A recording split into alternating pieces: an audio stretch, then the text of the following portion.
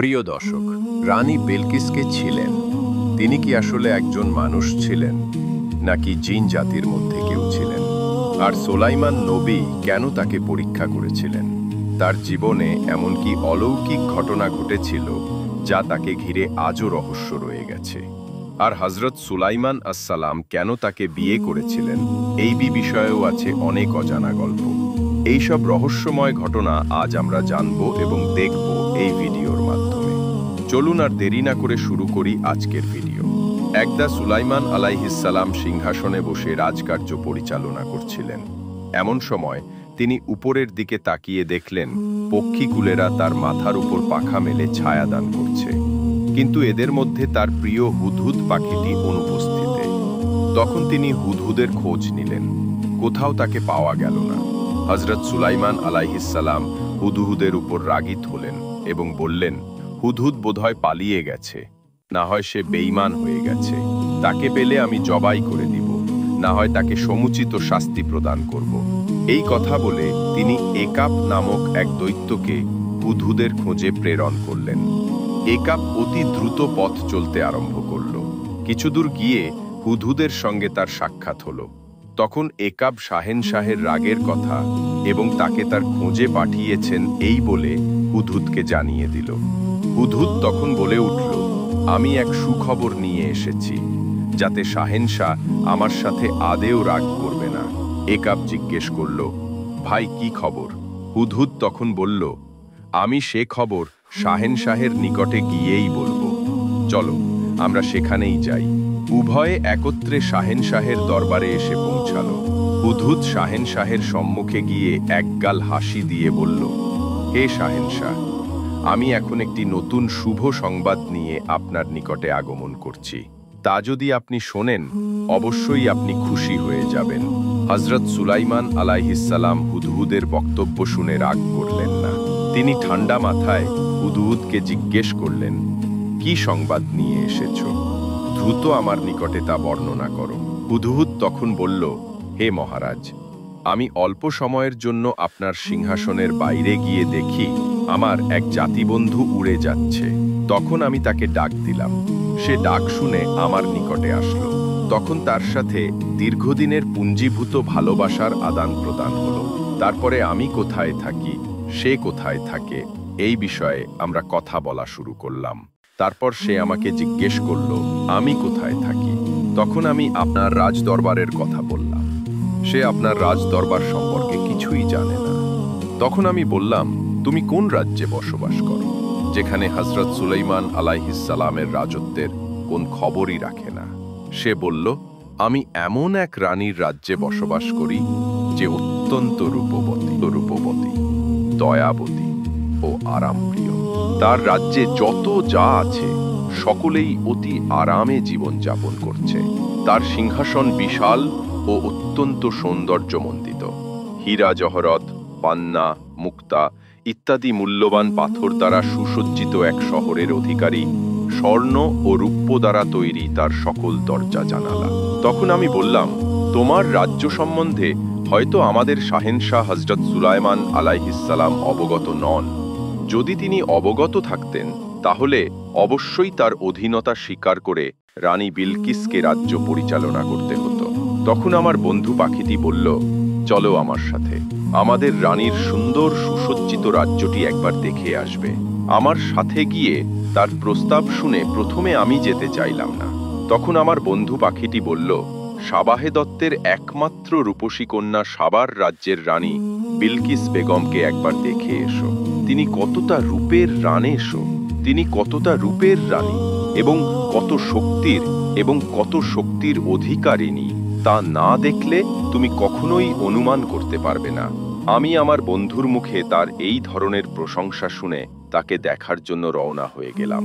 দীর্ঘ সময় পথ চলার পরে সাবার রাজ্যের রাজধানীতে গিয়ে পৌঁছালাম। সেখানে গিয়ে রাজমহলের এক দেওয়ালের উপর বসলাম। তখন আমি রানী বিলকিস বেগমকে দেখলাম।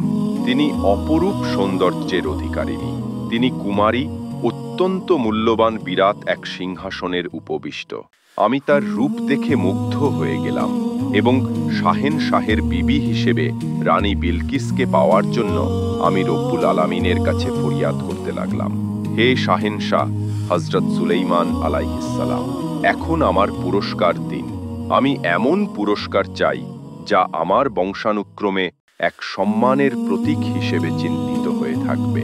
হযরত সুলাইমান আলাইহিসসালাম হুদহুদের কথা শুনে বললেন, তুমি যা বলছো তা যদি সত্য হয় তাহলে অবশ্যই তুমি এর পুরস্কার পাবে, কিন্তু এর পূর্বে তুমি সত্যবাদী নাকি মিথ্যাবাদী এটা আমি যাচাই করে দেখব। আর যদি তুমি তোমার সংবাদের সত্যবাদী হয়ে থাকো তাহলে অবশ্যই তোমার মাথায় এক স্মরণীয় মুকুট স্থাপন করে দেওয়ার জন্য আমি আল্লাহ রাব্বুল আলামিনের দরবারে ফরিয়াদ জানাবো। আর যদি তুমি মিথ্যাবাদী হও তাহলে অবশ্যই তোমাকে শাস্তি প্রদান করব। হুদহুদ তখন বলল, আপনার নিকট মিথ্যা কথা বলার মতো দুঃসাহস আমার নেই। আমি যা কিছুই বলেছি সবকিছুই সত্য কথাই বলেছি। প্রকৃতপক্ষে ঘটনা এর চেয়ে আরও অত্যন্ত সুন্দর এবং ব্যাপক। তবে আমার এই ক্ষুদ্র মুখে রানী বিলকিসের সৌন্দর্যতা এবং তার বিশাল রাজ্যের সঠিক বর্ণনা দেওয়া কখনোই সম্ভব নয়। তবে হে আল্লাহর নবী, একটা বিষয় এমন আছে যা ঘৃণা করা যেতে পারে, আর শেষে বিষয়টি হলো এই রানী বিলকিস এবং তার প্রজাবৃন্দ সকলেই সূর্যের পূজারী। যে বিষয়টা দেখে আমি অত্যন্ত কষ্ট পেয়েছি। হযরত সুলাইমান আলাইহিসসালাম হুদহুদের কথা শুনে জিজ্ঞেস করলেন, তুমি কি তাদেরকে সূর্য পুরুষ করতে দেখেছ? হুদহুদ বলল, হ্যাঁ, আমি নিজ চোখে দেখেছি। তারা সকলেই সূর্যের পূজা করছে। আর হে আল্লাহর নবী, শয়তান তাদের পথ প্রদর্শন করছে। এতে তারা আল্লাহ তাআলার নির্বাচিত পথ পরিত্যাগ করে সূর্য পূজায় আত্মনিয়োগ করেছে এবং তারা হেদায়েতের থেকে অনেক দূরে সরে পড়েছে। হযরত সুলাইমান আলাইহিসসালাম হুদহুদের কথা শুনে বললেন, হে হুদহুদ, আমি চাই তোমাকে বিশেষ দূত বানিয়ে আমার পত্র রানী বিলকিসের নিকটে প্রেরণ করব। আর এটা বহন করে তুমি নিজেই পৌঁছে দিয়ে আসবে, এবং আমি দেখতে চাই রানী বিলকিস উক্ত পত্র পাবার পরে সে এর কি উত্তর প্রদান করে। হুদহুদ বলল, আল্লাহর নবী, তাহলে দয়া করে পত্রটি লিখে দিন। আমি এখনই বিলকিসের কাছে তা আমি পৌঁছে দিয়ে আসব। তখন হযরত সুলাইমান আলাইহিসসালাম পত্র লেখা শুরু করলেন, আর পত্রটি এমনভাবে লিখলেন, পরম করুণাময় আল্লাহর নামে আরম্ভ করছি এই পত্র। আল্লাহর নবী সুলাইমানের পক্ষ থেকে সাবার রানী বিলকিসের পরই প্রেরিত হল। হে রানী বিলকিস, আপনি অনতিবিলম্বে ইসলাম ধর্ম গ্রহণ করে আমার নিকটে চলে আসুন, অন্যথায় প্রতিরোধমূলক শক্তি নিয়ে আমার মোকাবেলা করার জন্য প্রস্তুত থাকুন। এই পত্র লিখে হযরত সুলাইমান আলাইহিসসালাম পত্রটি হুদহুদ পাখির মুখে দিয়ে দিলেন। হযরত সুলাইমান আলাইহিসসালামের কাছ থেকে বিদায় নিয়ে হুদহুদ পাখি এই চিঠি নিয়ে রওনা হলেন এবং দীর্ঘ পথ অতিক্রম করে সাবা রাজ্যের রাজধানীতে গিয়ে হুদহুদ পাখি পৌঁছালো। অতঃপর সে রাজমহলে গিয়ে দেখল রানীর খাস মহলের 7টি দরজা বন্ধ রয়েছে, শুধুমাত্র জানলাগুলি খোলা রয়েছে। তখন হুদহুদ জানলা গিয়ে ভিতরের দিকে অগ্রসর হলো। সে আস্তে আস্তে অগ্রসর হয়ে মহলের ভিতরে গিয়ে দেখল রানী বিলকিস ঘুমিয়ে রয়েছে। তখন হুদু পাখিটি খুবই সতর্কতার সহিত চিঠিখানা রানীর বুকের উপর রেখে জানলা দিয়ে আবার বের হয়ে চলে আসলো। এরপর হুদহুদ পাখিটি সাবা রাজ্য থেকে রওনা দিয়ে হযরত সুলাইমান আলাইহিসসালামকে এসে বলল, হে আল্লাহর নবী সুলাইমান আলাইহিসসালাম, আমি পত্রটি আপনার আমানত স্বরূপ রানী বিলকিসের কাছে পৌঁছে দিয়ে এসেছি। এদিক থেকে রানী বিলকিস ঘিকে জেগে দেখে বুকের উপরে একখানা পত্র দেখে অবাক হয়ে গেলেন। অতঃপর তিনি পত্রটি খুললেন এবং পাঠ করা শুরু করলেন। পত্র পাঠ করে তিনি ভীষণ চিন্তাযুক্ত হলেন। কে তার নিকট অলৌকিকভাবে এই পত্রটি পৌঁছে দিল? তিনি তো কাউকেই দেখেননি। বিশেষ করে 7 মহলের সম্পূর্ণ দরজার সবগুলো বন্ধ থাকার পরে এবং কিভাবে পত্র এখানে আসলো?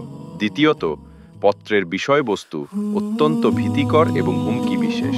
রানীপত্রের মর্ম অনুধাবন করে অত্যন্ত ভীত সন্ত্রস্ত হয়ে পড়লেন এবং জরুরি ভিত্তিতে তার পরিষদবর্গকে ডেকে পাঠালেন। জরুরি খবর পেয়ে তার পরিষদবর্গ রাজমহলে এসে উপস্থিত হলেন। সকলেই যখন রাজমহলে এসে উপস্থিত হলো, তখন রানী বিলকিস সকলকে পত্রখানি দেখালেন এবং পত্রের মর্ম অনুসারে তাদেরকে কি করণীয় আছে সকলের নিকট পরামর্শ তলব করলেন। পরিষদের সদস্যবৃন্দের কেউ কেউ বলল, আম সৈন্য সমাবেশ করে সুলাইমান আলাইহিসসালামের সঙ্গে যুদ্ধ করব। কেউ কেউ বলল, যুদ্ধ করা সম্ভব নয়। তিনি বিশাল শক্তির অধিকারী, তার সাথে যুদ্ধ করে আমরা কয়েক ঘন্টা টিকে থাকতে পারবো না। আবার কেউ কেউ বলল, হযরত সুলাইমান আলাইহিস সালামের নিকট আত্মসমর্পণ করা সবচাইতে নিরাপদজনক। সকলের কথা শেষ হবার পরেই রানী বিলকিস বলে উঠলেন, আমার অভিমত হলো তার সাথে যুদ্ধ করে আমাদের টিকে থাকা অসম্ভব। তার সম্পর্কে আমি যতদূর জানি, সে যে দেশেই শাসন নিয়ে প্রবেশ করে সেখানে সবকিছু লণ্ডভণ্ড করে দেয়। এমতো অবস্থায় তার রোষানলে পতিত না হয়ে বুদ্ধিমানের কাজ এবং উপঢৌকন পৌঁছানোর পরে কাচিদের ফিরে এসে কি মন্তব্য করে তা শোনার পরে উপযুক্ত ব্যবস্থা গ্রহণ করা যাবে। কেননা সে যদি প্রকৃতপক্ষে আল্লাহর নবী হয়, তাহলে উপঢৌকন পেয়ে সে আরও রাগান্বিত হয়ে যাবে। সে বারবার চাইবে আমরা সকলেই যেন তার নিকটে আত্মসমর্পণ করি। আর যদি সে দুনিয়ার সাধারণ একজন রাজা হয়ে থাকে, তাহলে তার উপর ঢোকন পেয়ে সে সন্তুষ্ট হয়ে যাবে। রানী বিলকিস যখন এই কথাগুলো বলল, রানীর প্রস্তাবের সকলেই একমত হয়ে গেল। রানী বিলকিস উপঢৌকন প্রেরণ করে এই কথা বোঝাতে চেয়েছেন, হযরত সুলাইমান আলাইহিস সালাম প্রকৃতির পক্ষে একজন নবী, নাকি তিনি একজন সাধারণ রাজ্যের অধিপতি। যদি হযরত সুলাইমান আলাইহিস সালাম নবী হন, তাহলে তিনি উপঢৌকন কখনোই গ্রহণ করবেন না। তিনি রানীকে ইসলাম গ্রহণের জন্য চাপ সৃষ্টি করবেন। আর যদি তিনি একজন রাজ্যের অধিপতি হন, তাহলে তিনি উপঢৌকন গ্রহণ করে তাকে বিয়ে করার প্রস্তাব পাঠাবেন। এরপর রানী বিলকিস তার সৈন্যদের মধ্য থেকে একদল দূত গঠন করলেন এবং হযরত সুলাইমান আলাইহিস সালামের নিকট যে সমস্ত উপঢৌকন প্রেরণ করবেন তাদের নিকট হস্তান্তর করলেন। উপঢৌকন হিসেবে রানী বিলকিস তার কাচিদের নিকটে 7টি স্বর্ণের এবং 7টি রূপার ইট প্রদান করলেন। মণিমুক্তা জহর উৎপন্ন জাতীয় অনেক মূল্যবান পাথর দিয়ে দিলেন। সর্বোপরি সবগুলো স্বর্ণের সুতোতা দ্বারা তৈরি করা ঢাকনা কাপড় দিয়ে ঢেকে কাচেদের পাঠিয়ে দিলেন। এরপর উক্ত দূতেরা রানী বিলকিসের কাছ থেকে বিদায় নিয়ে হযরত সুলাইমান আলাইহিস সালামের রাজ দরবারের দিকে রওনা করলেন। সাহারা মরুভূমি পাড়ি দিয়ে আস্তে আস্তে তারা হযরত সুলাইমান আলাইহিস সালামের রাজ দরবারে এসে পৌঁছালেন। হযরত সুলাইমান আলাইহিস সালাম তখন নিজ সিংহাসনে বসেছিলেন। 1000 উজির তার সম্মুখে বসা ছিল এবং তাদের পাশে স্বর্ণ সামন্ত, পাইক পেয়াদা ও জিন পরিদত্ত দানবেরা নিজ নিজ অবস্থানে হযরত সুলাইমান আলাইহিস সালামের আদেশ ও নির্দেশের অপেক্ষায় কর জোরে দাঁড়িয়েছিলেন। ঠিক এমন সময়ে হুকুম দরবারে এসে খবর দিল, রানী বিলকিসের উপর হুকুম নিয়ে কাচেরদের পাঠিয়েছেন। হযরত সুলাইমান আলাইহিস সালাম এই খবর পেয়েই কাচের দদের তাদের ভিতরে আসতে হুকুম দিলেন। কাচের দরা সম্মুখে অগ্রসর হয়ে দেখল রাজমহলের দেওয়াল, ছাদ সমস্ত সবকিছুই স্বর্ণ ও রূপের তৈরি। এছাড়া সিংহাসনের চতুর্পাশে মূল্যবান পাথর দ্বারা বিভিন্ন কারুকার্য খচিত। রাজমহলের এত সুন্দর কারুকার্য দেখে উক্ত কাচেরদের নিজেদের নিয়ে আসা উপঢৌকনগুলোকে অতি তুচ্ছ মনে হলো। এর কারণে তারা ভীষণ লজ্জিত হয়ে পড়ল। তারা এ নিয়ে সম্মুখে অগ্রসর হতেই লজ্জাবোধ করছিল। ঠিক এই সময়ে হুদহুদ পাখি তাদেরকে মনোবল শব্দ করে হযরত সুলাইমান আলাইহিস সালামের নিকট অগ্রসর হয়ে যাওয়ার জন্য আদেশ করল। তখন হযরত সুলাইমান আলাইহিস সালামের সম্মুখে এসে যথাযথ সম্মান প্রদর্শন করল এবং হযরত সুলাইমান আলাইহিস সালামের নিকটে উপঢৌকন সমূহ পেশ করল। হযরত সুলাইমান আলাইহিস সালাম এ সকল উপঢৌকন দেখে বললেন, তোমরা কি আমাকে উপঢৌকন দিয়ে খুশি করতে এসেছ? এর চেয়ে আমার আল্লাহ আমাকে অনেক বেশি দিয়েছেন। এমনকি তোমরা এগুলো নিয়ে ফেরত চলে যাও আর তোমাদের রানীকে গিয়ে বলো, যদি সে ইসলাম কবুল করতে অস্বীকার করে, তাহলে আমি আমার সেনাদল বল নিয়ে তার প্রতি আক্রমণ করব, যার ফলে তার রাজ্য লণ্ডভণ্ড হয়ে যাবে এবং তারা সকলেই রাজ্যচ্যুত হয়ে পড়বে।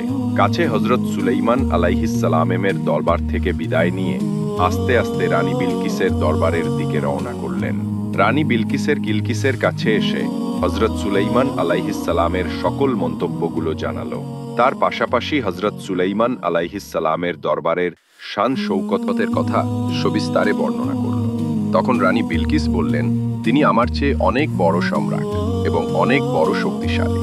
তার সাথে যুদ্ধ করার মতো আমার এবং আমার দেশের কেউই রাখে না। তবে হযরত সুলাইমান আলাইহিস সালামের উপর ঈমান আনা কখনোই উচিত হবে না।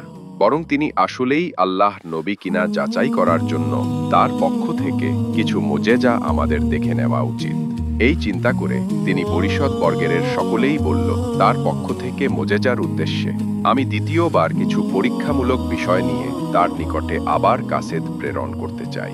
রানী বিলকিসের এই কথাগুলি শুনে পরিষদ বর্গের সকলেই তার সাথে একমত হল।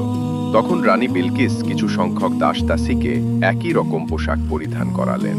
ছিদ্রবিহীন কয়েক টুকরো ইয়াকুত পাথর কৌটাই ভরে দিলেন। কিছু সংখ্যক তেজি ও অলস ঘোড়া প্রেরণ করলেন।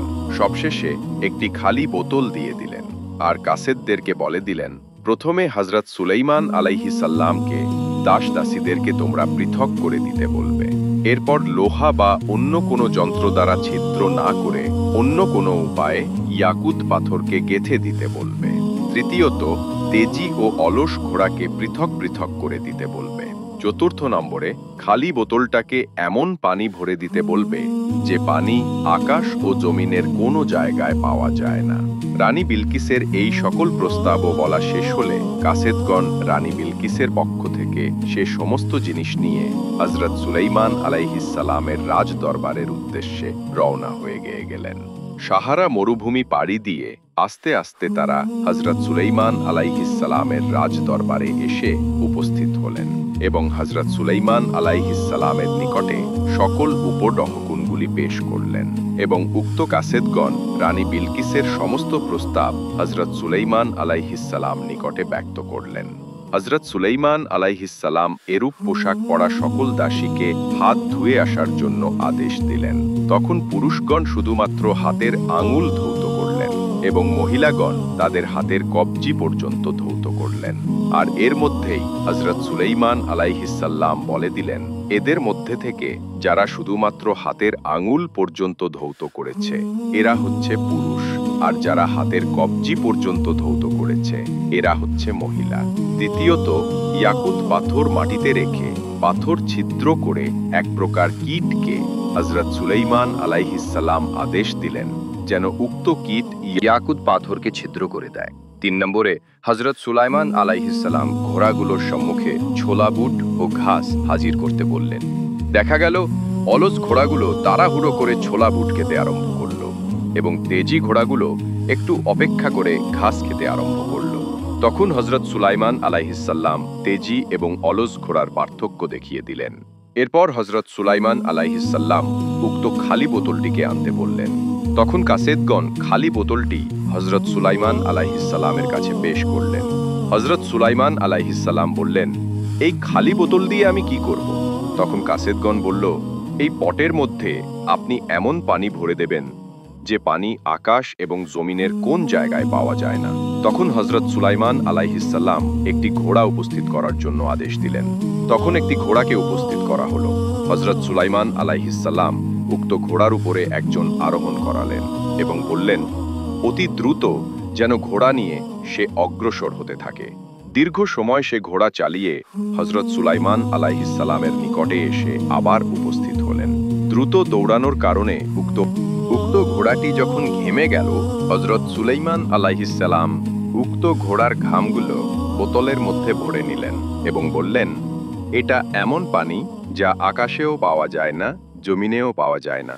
রানী বিলকিসের পাঠানো সকল কাসেদরা সুলাইমান আলাইহিস সালামের কার্যকলাপ দেখে বিস্ময়ে হতবাক হয়ে গেলেন এবং তারা দ্রুত হযরত সুলাইমান আলাইহিস সালামের কাছ থেকে বিদায় নিয়ে রানী বিলকিসের দরবারে রওনা হয়ে গেল। অতঃপর তারা রানী বিলকিসের কাছে উপস্থিত হয়ে সুলাইমান আলাইহিস সালামের সকল মুজেজা এবং তার এলম ও হেকমতের ব্যাপারে সব বিস্তারে বর্ণনা করল। কাছেরদের পক্ষ থেকে হযরত সুলাইমান আলাইহিস সালামের এলম, হেকমত এবং মুজেজার ব্যাপারে শুনে রানী বিলকিস সাথে সাথে বলে উঠল, অবশ্যই হযরত সুলাইমান আলাইহিস সালামের দরবারে গমন করব এবং তার হাতে হাত দিয়ে মুসলমান হয়ে যাব। এরপর আস্তে আস্তে রানী বিলকিস সফরের প্রস্তুতি নিতে আরম্ভ করে দিলেন। সর্বপ্রথম তিনি তার পরিষদ বর্গকে আদেশ দিলেন যেন তার সিংহাসনটি 7 মহলের অভ্যন্তরে রেখে সকল দরজা বন্ধ করে দেওয়া হয়। রানী বিলকিসের হুকুম পেয়ে তারা তার সিংহাসনটি 7 মহলের মধ্যে রেখে 7টি দরজায় তালা লাগিয়ে দিলেন। এরপর রানী বিলকিস হযরত সুলাইমান আলাইহিসসালামের রাজ দরবারের উদ্দেশ্যে যাত্রা করলেন, আর তার সাথে 100 দাসদাসী ও অসংখ্য সৈন্য সামন্ত নিয়ে তিনি সাহারা মরুভূমি পাড়ি দিয়ে হযরত সুলাইমান আলাইহিসসালামের মুলকের দিকে রওনা শুরু করলেন। এদিক থেকে মুহূর্তের মধ্যে বাতাস হযরত সুলাইমান আলাইহিসসালামের নিকটে রানী বিলকিসের রওনা হবার ব্যাপারে জানিয়ে দিলেন। তখন তিনি সাথে সাথে রাজদরবারকে আরও পরিপাটি করার জন্য আদেশ প্রদান করলেন। হযরত সুলাইমান আলাইহিসসালামের আদেশ পেয়ে তার রাজদরবারের সমস্ত জিনগণ রাজদরবারকে আরও পরিপাটি করে তুললেন। ইতিপূর্বে হযরত সুলাইমান আলাইহিসসালামের দরবারে কতিপয়ে জিরা এসে খবর দিয়েছিল যে রানী বিলকিস মানুষ নয়, জিন জাতির এক প্রাণী। তার পায়ের গোড়ালি থেকে উপরে পশমে পরিপূর্ণ, আর এটাই রানীর জিন হওয়ার জন্য সবচেয়ে বড় প্রমাণ। এছাড়া সে একটু হাওয়া টাইপের, তার বুদ্ধিজ্ঞান খুবই কম ইত্যাদি বিষয়ে জিন হযরত সুলাইমান আলাইহিসসালামকে সংবাদ প্রদান করল। হযরত সুলাইমান আলাইহিসসালাম এই দুটি বিষয় পরীক্ষা করার জন্য তিনি তার সিংহাসনের সম্মুখে একটি খোলার নহর তৈরি করলেন, যেটাতে পানি সর্বদা প্রবাহিত হতে থাকত। তিনি প্রবাহিত নহরের উপর বিরাট এক খণ্ড স্বচ্ছ আয়না রেখে দিলেন, যে আয়নাটি স্বাভাবিক দৃষ্টিতে দেখা যায় না, শুধুমাত্র পানি প্রবাহিত হচ্ছে এটাই দেখা যায়। হযরত সুলাইমান আলাইহিসসালাম এই স্বচ্ছ আয়নার উপর দিয়ে রানী বিলকিসের আগমনের আয়োজন করলেন। হযরত সুলাইমান আলাইহিসসালামের দরবারে রানীর আগমনের ব্যাপারে আরও একটি সমস্যা দেখা দিল। রানী বিলকিস এক আজ্যের বাদশাহ, তিনি হযরত সুলাইমান আলাইহিসসালামের দরবারে আসছেন, তখন তার জন্য একটি মর্যাদাবান আসন তো প্রয়োজন। কিন্তু হযরত সুলাইমান আলাইহিসসালামের দরবারে তার নিজ সিংহাসন ছাড়া অন্য কোনো সিংহাসন ছিল না, তাই বিষয়টি নিয়ে সকলেই চিন্তিত হয়ে পড়ল। হযরত সুলাইমান আলাইহিসসালাম তখন বললেন, হে জিন জাতি, তোমাদের মধ্য থেকে কে এমন যে রানী বিলকিসের সিংহাসনটি আমার নিকটে উপস্থিত করতে পারবে?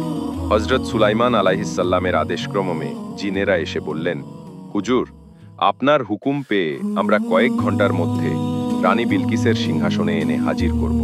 হযরত সুলাইমান আলাইহিসসালাম বললেন, এতটা সময় দেওয়া সম্ভব নয়, কেননা রানী বিলকিসের আগেই আমাদের এখানে উপস্থিত হয়ে যেতে পারে। তখন হযরত সুলাইমান আলাইহিসসালামের কথা শুনে ইফত নামক এক শক্তিশালী জিন এসে বলল, হুজুর, আমি মাত্র 1 ঘন্টার মধ্যেই সিংহাসন নিয়ে আসতে পারি। হযরত সুলাইমান আলাইহিসসালাম বললেন, এত সময় দেওয়া সম্ভব নয়, এর চেয়েও কম সময়ের মধ্যে কে নিয়ে আসতে পারবে? তখন হযরত সুলাইমান আলাইহিসসালামের প্রধানমন্ত্রী, যিনি আধ্যাত্মিক বিদ্যার যথেষ্ট জ্ঞান অর্জন করেছিল, তিনি বললেন, হুজুর, আপনার আদেশ হলে চোখের নিমিষের মধ্যেই সিংহাসন আমি আপনার সামনে হাজির করতে পারি। তখন হযরত সুলাইমান আলাইহিসসালাম প্রধানমন্ত্রী আসিফকে সিংহাসন হাজির করার নির্দেশ দিলেন। তখন হযরত সুলাইমান আলাইহিসসালামের প্রধানমন্ত্রী বিলকিস রানীর 7 মহলের দরজা খুলে অতি স্বল্প সময়ের মধ্যে চোখের পলকে সিংহাসনটি হযরত সুলাইমান আলাইহিসসালামের দরবারে উপস্থিত করে দিল। হযরত সুলাইমান আলাইহিসসালাম সিংহাসন দেখে আল্লাহর শুকরিয়া আদায় করলেন। এটার কিছুটা সংস্কার করো, সম্মুখের পাথরগুলো পরিবর্তন করে নতুন পাথর দাও, যাতে সিংহাসন চিনতে রানীর একটু অধিক ভাবনা চিন্তা করতে হয়। বিহর মধ্য দিয়েই রানী বিলকিস কি বুদ্ধিমান নাকি সে বুদ্ধি প্রতিবন্ধী তার পরিচয় পাওয়া যাবে। এভাবে যখন সকল কাজ হলো, রাজদরবারকে সম্পূর্ণ পরিপাটি করা হলো, এর কিছু সময় পরেই হযরত সুলাইমান আলাইহিসসালামের নিকট রানী বিলকিসের আগমনের বার্তা পৌঁছে গেল। হযরত সুলাইমান আলাইহিসসালাম রানী বিলকিসকে রাজমহলে নিয়ে যাওয়ার জন্য আদেশ দিলেন এবং তিনি তার সম্মুখে উপস্থিত উক্ত নগরের দিকে তাকিয়ে রইলেন। রানী বিলকিস নহরের নিকটে এসে নিজ পরিধানের কাপড় একটু উঁচিয়ে সম্মুখের দিকে অগ্রসর হলেন। অতঃপর তিনি একটি মুদ্রার সম্মুখ নহরের মধ্যে নিক্ষেপ করলেন। মুদ্রাটি গাছের উপর পড়ে শব্দ করে একপাশে ছিটকে গেল। তখন রানী বিলকিস উঁচিয়ে রাখা কাপড় ছেড়ে দিলেন এবং সম্মুখের দিকে অগ্রসর হলেন। রানী যখন কাপড় উঁচুচু করলেন, তখন হযরত সুলাইমান আলাইহিসসালাম তার পায়ের প্রতি লক্ষ্য করে দেখলেন তার পায়ে কোনো পশমের চিহ্নই নেই। হযরত সুলাইমান আলাইহিসসালাম রানী বিলকিসের বুদ্ধিমত্তা দেখে তিনি বুঝতে পারলেন জিনরা তার নিকটে মিথ্যা অপবাদ দিয়েছে। তাই রানীর প্রতি তার বিশ্বাস ও আকর্ষণ আরো বহুগুণে বৃদ্ধি পেয়ে গেল। রানী বিলকিস হযরত সুলাইমান আলাইহিস সালামের সম্মুখে পৌঁছে হযরত সুলাইমান আলাইহিস সালামকে সালাম দিলেন এবং তাকে মুসলমান করে নেওয়ার জন্য আবেদন পেশ করলেন। হযরত সুলাইমান আলাইহিস সালাম এ কাজে আর বিলম্ব না করে তাকে তওবা ও কলেমা পাঠ করালেন। রানী বিলকিস তখন হযরত সুলাইমান আলাইহিস সালামের বিবাহিত স্ত্রী রূপে ধন্য হবার জন্য আকাঙ্ক্ষা প্রকাশ করলেন। হযরত সুলাইমান আলাইহিস সালাম বললেন, সে বিষয়টি পরে দেখা যাবে, এখন আপনি আমার পাশে সিংহাসনে উপবেশন করুন। হযরত সুলাইমান আলাইহিস সালামের কথা শুনে রানী বিলকিস উক্ত সিংহাসনের দিকে তাকালেন এবং তিনি এক দৃষ্টিতে তাকিয়ে রইলেন। তিনি বিস্ময়ে হতবাক হয়ে পড়লেন। তখন হযরত সুলাইমান আলাইহিস সালাম জিজ্ঞেস করলেন, আপনার সিংহাসনটি কেমন, আমাকে একটু বলুন। তখন রানী বিলকিস বললেন, আমার সিংহাসন আর কেমনই হবে, এই সিংহাসনটি দেখে আপনি বুঝে নিতে পারেন।